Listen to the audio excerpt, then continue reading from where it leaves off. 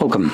In front of me is a NOKIA G42, and today I will show you how you can capture a screenshot on this phone. So to start off, you want to open up content that you wish to capture. I'll be using home screen as an example for this, so it's already open and visible on my device. Now just make sure that whatever you want to capture is actually visible on your screen. From there, all you need to do is hold your power button and volume down at the same time. You'll have a flash along with the pop-up with share and edit options visible at the bottom, and after a brief moment it will just disappear like it did right now. Once it does so, you can find that screenshot in your Photos application,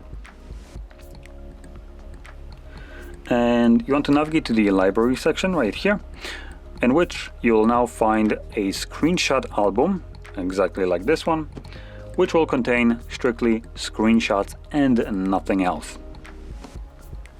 And there is the single screenshot that I have right now on this device that I have literally just captured. So there we go.